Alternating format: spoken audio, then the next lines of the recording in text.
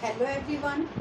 आज संगीता एक्सपर्ट के अंदर आपका जो लैब असिस्टेंट होम साइंस के लिए जो टॉपिक लेके आई है वो लेके आई है फूड पिरामिड। ये आपके जो सिलेबस आपका जो दे रखा था उसी के अंदर एक छोटा सा बिंदु दे रखा है कि फूड पिरामिड क्या होता है। तो अभी तक हमने देखा था, आहार देखा था, पोषण देखा था, आहार और पोषण, ये टॉपिक देखा था हमने। तो इसमें जो हमारे आहार लेने का जो मकसद होता है वो शरीर की आवश्यकता को ध्यान में रखते हुए ही हमने क्या किया था, आहार की व्यवस्था की थी।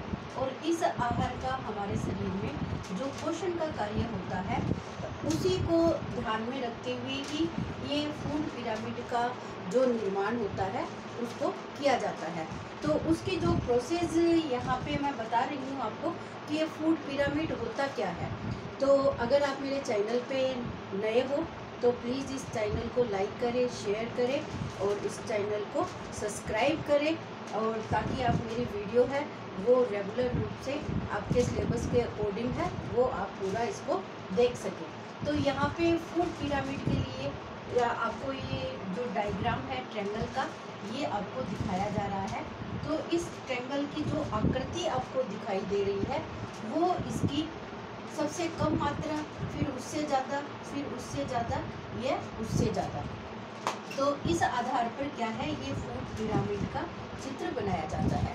छोटे बच्चों की बुक के अंदर अक्सर ये जो टॉपिक होता है वो वहाँ पे आपको इसका देखने को, चित्र सहित है वो देखने को मिल सकता है। जैसे इनके अंदर आपको चित्र बनाने की आवश्यकता होती है कि जैसे विटामिन और खनिज लवण है तो ये हमें किससे प्राप्त हो रहे हैं। तो इसके अंदर आपको क्या करना है, ये पिरामिड के अंदर आपको इस तरीके से फल, जितने भी आपके फल हैं, सब्जियां हैं, वो सबके आपको क्या करना है, इस तरीके से चित्र इसके अंदर दिखा सकते हैं जो क्या करेगा, फूड पिरामिड का निर्माण करता है। इसके अंदर मैंने आपको बता दिया कि जितनी भी प्रकार की हमारी फल व सब्जियां आती है वो सारी आती है। इसमें हमारे जितने भी प्रकार के अनाज आते हैं ये हमारे इस पिरामिड का सबसे बड़ा हिस्सा होता है, बड़ा हिस्सा है। तो मैंने आपको बताया था कि जो हम अपने आहार में पोषक तत्व लेते हैं, पोषक तत्व लेते हैं, इन पोषक तत्वों में कार्बोज है वो हमारा क्या है, करीब 60 से 65% है, वो हमारा भोजन के अंदर अनाज का होता है। तो ये पिरामिड में सबसे नीचे वाले भाग को दर्शाता है कि जितने भी प्रकार के हमारे अनाज है और अनाज के साथ हमारे जितने भी कार्बोहाइड्रेट यानी जिससे हमें कार्बोज प्राप्त होती है। जैसे मैंने एक एग्जांपल के लिए लिखा है कि आलू हो सकता है, चावल हो सकता है, शकरकंद हो सकता है। तो ये सारे क्या है, कार्बोहाइड्रेट के उत्पादक प्रोडक्ट होते हैं जिसके माध्यम से हमें कार्बोज की प्राप्ति होती है। तो ये हमारे भोजन का करीब 60% भाग है वो इस पिरामिड के अंदर अपनी भूमिका को निभाता है। इसीलिए हमारे भोजन के अंदर सबसे बड़ा भाग है वो इसको सबसे नीचे इस पिरामिड के अंदर दर्शाया जाता है, जो आपको ये बताता है कि ये भोजन में सबसे महत्वपूर्ण, अब 60% भाग हम इसको ले रहे हैं तो इसका मतलब यही है ना कि ये हमारे लिए इम्पोर्टेंट है, इसीलिए हम अपने भोजन के अंदर इस 60% भाग को शामिल कर रहे हैं। तो ये पिरामिड का सबसे नीचे का हिस्सा कहलाता है। दूसरे नंबर पे हमने रखा है फल और सब्जियां। ये मैंने आपको इनमें बताया है कि ये फल और सब्जियों जिसके मुख्य स्रोत माने गए हैं वो माना गया है एक तो विटामिन का और एक माना गया है खनिज लवण का। ये दोनों ही हमारे लिए क्या है, इम्पोर्टेंट भाग होता है। जो हमने देखा है कुपोषण, कुपोषण के अभी मैं आपको खाली मीनिंग ही बताया था मैंने, कुपोषण का और डिटेल से वीडियो लेके आऊँगी। कुपोषण देखा था जिसमें क्या देखा था हमने, एक तो देखा था अति पोषण और एक देखा था हमने अल्प पोषण। तो ये जो स्थिति है हमारी विटामिन और खनिज लवण की, ये दोनों की दोनों क्या है, हमारे कुपोषण को प्रभावित करने वाली कंडीशन होती है। तो इसीलिए इस पिरामिड के अंदर जो हमारा दूसरा महत्वपूर्ण भाग होता है वो हमने क्या रखा है, इसका फल व सब्जियों का रखा है।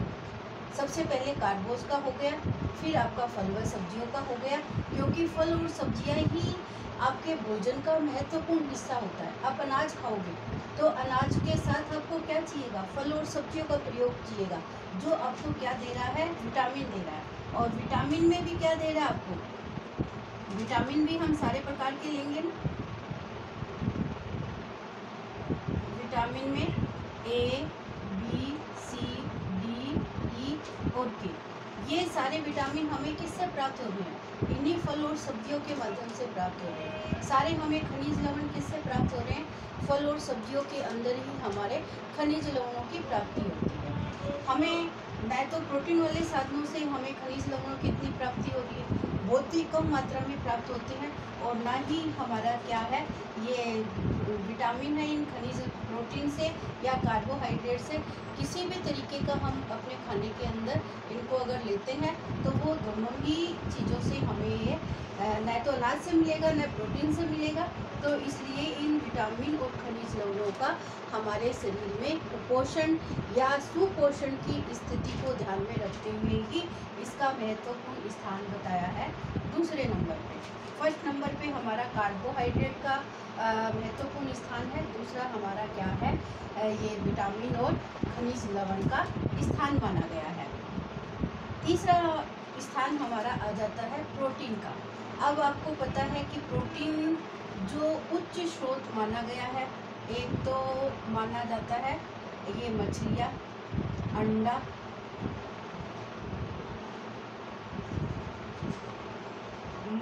मांस, मछली, अंडा हो गए, मांस भी हो सकता, मांस, मछली, अंडा, साथ में प्रोटीन है वो दूध का स्रोत है, ये दूध की बोतल हो गई हमारी, और साथ में हमारी जितनी भी प्रकार की दाल या दाल से युक्त जितनी भी चीज़ें होती हैं वो सारी हमारी क्या आती है, इस प्रोटीन युक्त भाग के अंदर दिखाया जाता है। तो यानी प्रोटीन का जो हिस्सा है वो हमारे तीसरे नंबर के ऊपर ये महत्वपूर्ण स्थान है। और प्रोटीन का जो मैंने आपको कार्य बताया था, क्या करता है, बच्चे के विकास और वृद्धि दोनों ही कार्यों में अपनी महत्वपूर्ण भूमिका को निभाने का कार्य करता है। इसीलिए फर्स्ट नंबर हमारा कार्बोहाइड्रेट का आ जाता है, दूसरा हमारा विटामिन का आता है, और तीसरा हमारा जो महत्वपूर्ण हिस्सा आता है वो आता है प्रोटीन का। और चौथे नंबर पे हमारा जो स्थान आ जाता है वो आता है एक तो वसा का और एक हमारा शर्करा का। शर्करा का मतलब जो भी हम चीनी, गुड़, मीठा यूज़ कर रहे हैं ये सब इसके अंदर शर्करा में आता है। और वसा के अंदर आपको बताया है दो प्रकार की वसा होती है हमारी, घी और तेल। ये हमारे भोजन का सबसे कम पार्ट होता है जिसको हमने लास्ट में रखा है। तो ये लास्ट में रखने का इनकी मात्रा के अकॉर्डिंग जो ये पिरामिड का चित्र बनता है, इसी को ध्यान में रखते हुए ही हमें क्या करना होता है, ये फूड पिरामिड का स्थान है अपने भोजन की प्रकृति के आधार पर इसको निर्धारित किया गया है। तो इस तरीके से हमारा जो आज का ये टॉपिक है वो आपको खाली मेरे को बताने का मकसद यही था कि फूड पिरामिड होता क्या है। आप इसको देख के कुछ कन्फ्यूज़न था कई जनों के बीच में कि फूड पिरामिड होता क्या है। तो जो हमने आहार देखा है और आहार का हमने पोषण का मतलब देखा था, उसमें इनकी मात्रा के अकॉर्डिंग कि कौन सा पार्ट हमारा भोजन में ज़्यादा होता है और कौन सा पार्ट हमारा भोजन में कम होता है, उसी को ही निर्धारित करने के लिए ये फूड पिरामिड का चित्र बनाया जाता है, जो हमारे डेली के भोजन की व्यवस्था को निर्धारित करने में अपनी महत्वपूर्ण भूमिका निभाता है। तो आज की वीडियो में फूड पिरामिड बताने का ही मेरा मकसद था। और अगला जो वीडियो होगा मेरा वो होगा RDA सारणी का। RDA चार्ट क्या होता है, RDA कैसे इसको हम हर व्यक्ति को अवस्थाओं के अकॉर्डिंग इसमें निर्धारित करते हैं कि कितनी हमें प्रोटीन लेनी चाहिए, कितनी कैलोरी लेनी चाहिए, कितना कैल्शियम लेना चाहिए। तो ये सारी मैं क्वेश्चन और एक सारणी के माध्यम से आपको बताने का प्रयास करूँगी। तो अगर आपको ये मेरा वीडियो पसंद आया हो तो इसको लाइक शेयर करना नहीं भूलना, क्योंकि इसमें आपका कोई खर्च नहीं होने वाला है, इसलिए आपको ये लाइक और सब्सक्राइब है वो करना है। तो thank you for the watch.